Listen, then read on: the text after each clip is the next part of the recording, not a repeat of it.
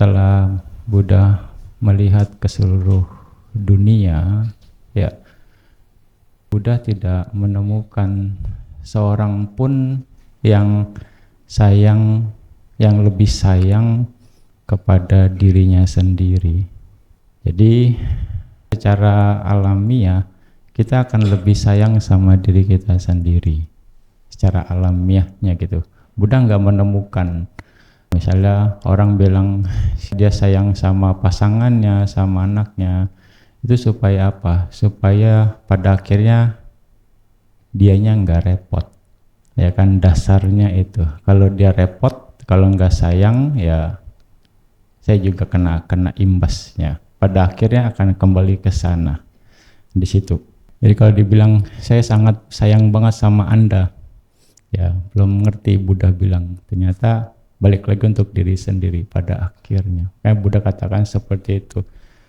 Buddha melihat dari 4 penjuru tidak ada orang yang lebih sayang kepada dirinya sendiri.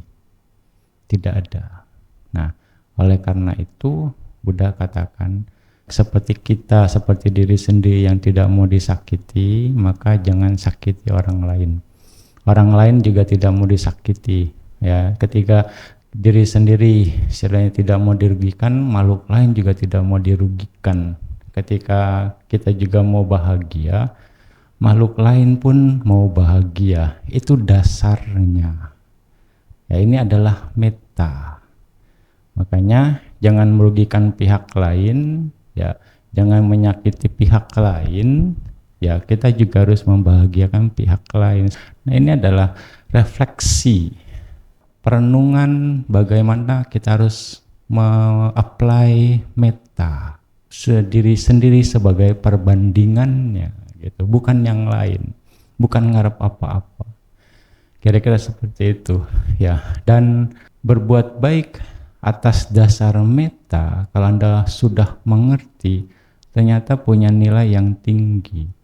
Metta itu mendasari parami. Parami dibilang kebajikan yang tertinggi, itu dasarnya metta. Apa dasarnya? Untuk kebahagiaan pihak lain. Ketika Anda sudah bisa melakukan kebahagiaan atas dasar untuk kebahagiaan pihak lain, saat itu parami terbentuk. Kualitas kebajikan Anda menjadi parami, bukan kusala ataupun punya. Ya, di sini yang Buddha katakan. Pembentukan parami itu adalah dasarnya metta. Karena untuk kebahagiaan pihak lain. Anda bisa cek bagaimana bodhisatta berbuat baik. Bukan untuk kepentingan dia. Untuk menyempurnakan parami. Makanya dia rela untuk melakukan apa saja untuk kebahagiaan pihak lain. Tapi di sana dia sendiri happy ngerjainnya. Enggak menderita, enggak rugi, enggak merasa rugi. Gitu. Ya, levelan itu levelan tertinggi. Nah, ini nyambung bagaimana praktek metta. Praktek metta pun bertingkat, bertahap. Dalam sistem meditasi, metta itu diperkuat untuk diri sendiri dulu. Ya kan? Lalu untuk orang yang kita sayangi atau orang yang kita cintai atau orang yang kita respect. Lalu kepada orang yang netral. Lalu juga baru kepada musuh kita. Itu tahapan melatih metta. Ternyata berbuat baik juga sama, ada levelannya. Sehingga pada akhirnya metta ini harus universal. Kita harus membongkar batasan-batasan itu. Jadi walaupun kepada diri sendiri kekuatan mettanya itu akan sama dengan orang yang saya cintai. Lalu juga akan sama dengan orang yang biasa-biasa saja. Juga akan sama dengan musuh saya pancarin metanya gitu. Ya, latihannya sampai ke sana. Ini yang dibilang universal. Ini yang dibilang kalimat sabe sata bawantu sukitata. Anda memancarkan metta sama kualitasnya kepada siapapun. Ini baru bicara metta. Ini metta sebagai contoh. Begitu juga ini bisa kita jadi acuan ketika Anda berdana. Ya kan, ketika Anda menjaga sila, ketika Anda praktek kesabaran, ketika Anda praktek mudita cita, ketika Anda praktek pelimpahan jasa, nilainya harus sama, ya kan? Tapi memang berangkat dari diri sendiri dulu. Akan mudah untuk kepentingan diri sendiri. Saya berbuat baik, saya mau bikin kamu baik supaya saya bahagia, jadi lebih baik. Saya berbuat baik, happy kalau berbuat baiknya ke sini, ya kan? Seperti itu adalah hal-hal lumrah, tapi levelannya masih ya level yang tidak biasa-biasa saja, bisa dikatakan. Nah, bagaimana kita menjaga itu semua, meningkatkan? Apakah Anda bisa istilahnya berbuat baik dengan nilai yang sama kepada orang yang Anda tidak kenal? Anda bisa berbuat baik, happy-nya tuh sama kepada musuh Anda. Ini harus diuji. Kalau tidak, kualitas batin kita ya cuma segitu aja. Belum menyentuh yang universal. Tahapannya ke sana. Makanya berbuat baik dengan dasar untuk kebahagiaan pihak lain itu akan sangat membantu kita untuk meredam itu semua.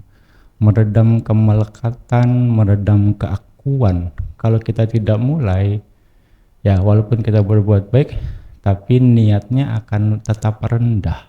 Karena ini juga perlu dilatih. Nggak bisa tiba-tiba jadi. Nggak bisa tiba-tiba Anda, dengar cara Mahabante, saya udah bisa melepas ke semua makhluk. Nggak mungkin. Masih untung masih ingat omongan Bante, kalau lupa ya lupa lagi gitu kan. Bisa dibilang. Nah, ini kan harus diuji sama waktu. Lagi. Dan itu akan terlihat. Nah, ini adalah latihannya ya. Makanya praktek Dhamma ini berkesinambungan. Praktek Dhamma ini satu kualitas dengan kualitas yang lain akan saling beririsan, saling melengkapi. Inilah indahnya Dhamma.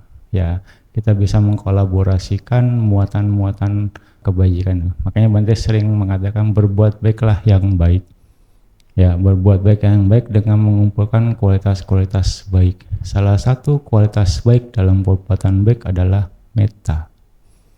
Dasarnya itu. Metta itu sekali lagi untuk kebahagiaan pihak lain, bukan untuk kebahagiaan kita sendiri. Kalau Anda bisa melakukan itu, sangat baik sekali. Kalau Anda mengerti itu, akan sangat baik sekali. Ya, dasarnya itu Anda akan membentuk parami. Ketika Anda terbentuk parami, kebajikan Anda itu superior. Hanya di sini berbuat baiklah dengan landasannya metta, sehingga banyak orang akan dapat manfaat termasuk kita. Itulah yang bilang berbuat baik menguntungkan diri sendiri dan juga pihak lain.